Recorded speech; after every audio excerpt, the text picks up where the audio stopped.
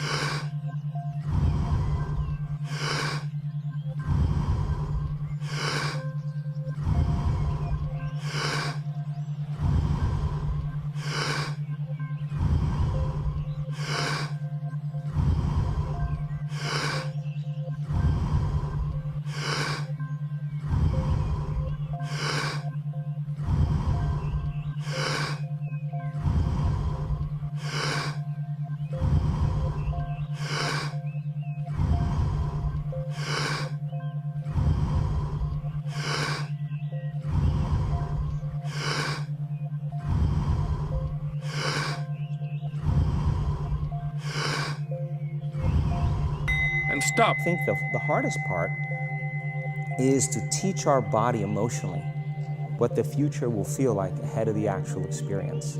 So what does that mean? You can't wait for your success to feel empowered. You can't wait for your wealth to feel abundant. You can't wait for your new relationship to feel love, or your healing to feel whole. I mean, that's the old model of reality, of cause and effect, waiting for something outside of us to change how we feel inside of us. And when we feel better inside of us, we pay attention to whoever or whatever caused it. But what that means then is that from the Newtonian world, is that most people spend their whole life living in lack, waiting for something to change out there. What do you mean the Newtonian world?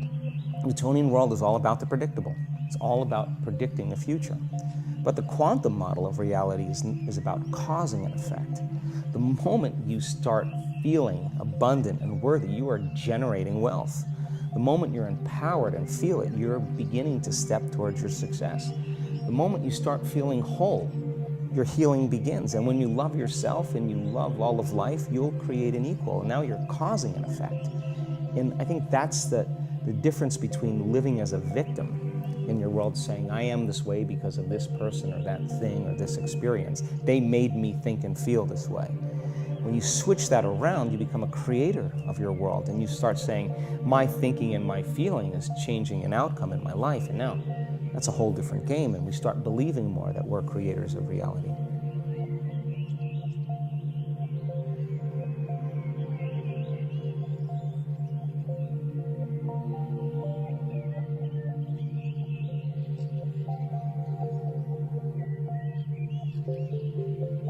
When you feel the urge to breathe, you breathe in fully and keep it for 10-15 seconds.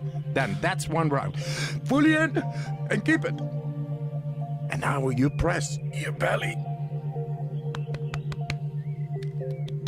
the neck, and then the head. And now you are able to tap into the brainstem. And yeah, that's him. 30 times.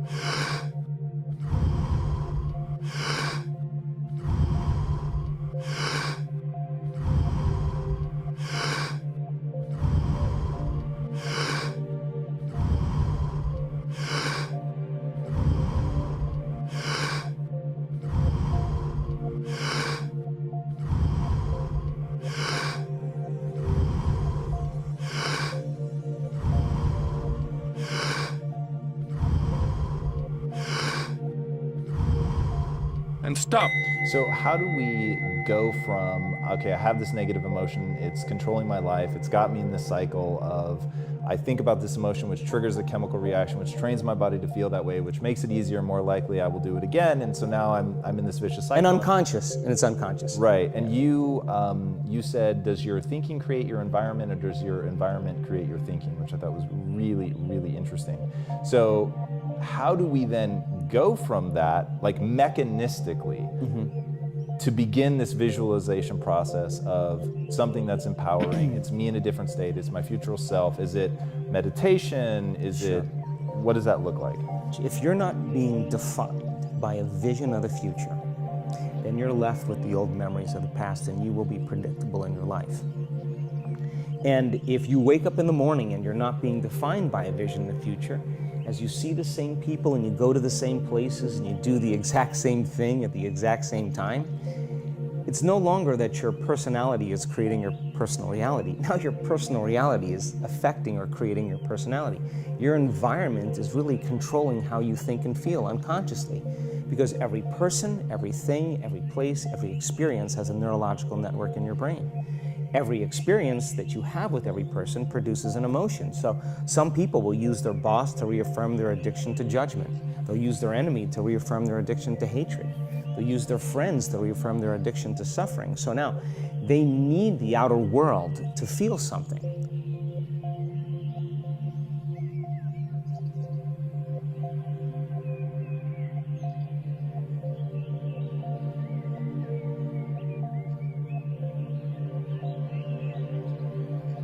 When you feel the urge to breathe, you breathe in fully and keep it for 10-15 seconds. Then that's one round. Fully in and keep it. And now you press your belly, the neck, and then the head. And now you are able to tap into the brainstem. And yeah, that's him. 30 times.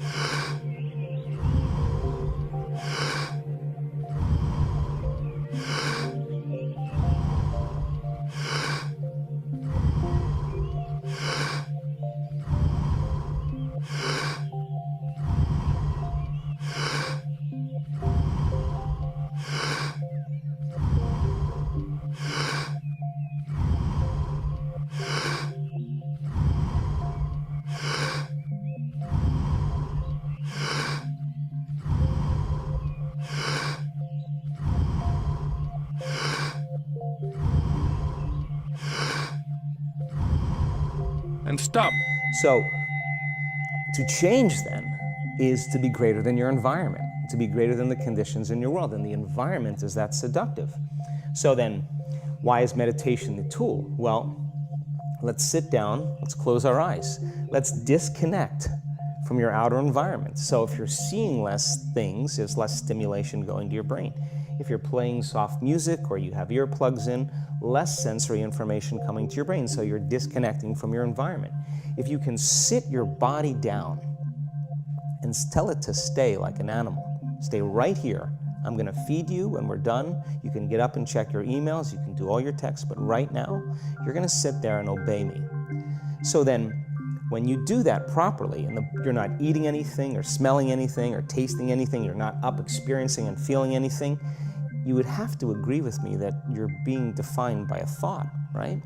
So when the body wants to go back to its emotional past, and you become aware that your attention is on that emotion, and where you place your attention is where you place your energy, you're siphoning your energy out of the present moment into the past, and you become aware of that. And you settle your body back down in the present moment, because it's saying, well, it's 8 o'clock. You normally get upset because you're in traffic around this time. And here you are sitting, and we're used to feeling anger, and you're off schedule.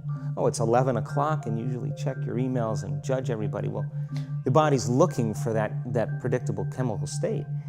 Every time you become aware that you're doing that, and your body is craving those emotions, and you settle it back down into the present moment, you're telling the body it's no longer the mind, that you're the mind, and now your will is getting greater than the program. When you feel the urge to breathe, you breathe in fully and keep it for 10, 15 seconds. Then that's one round. Fully in and keep it. And now you press your belly, the neck, and then the head. And now you are able to tap into the brainstem. And yeah, that's him. And if you keep doing this over and over again, over and over again, over and over again, just like training a stallion or a dog, it's just gonna say, I'm gonna sit. And the moment that happens, and the body's no longer the mind, when it finally surrenders, there's a liberation of energy. We go from particle to wave, from matter to energy, and we free ourselves from the chains of those emotions that keep us in the familiar past. And we've seen this thousands of times. In fact, we can actually predict it now on a brain scan.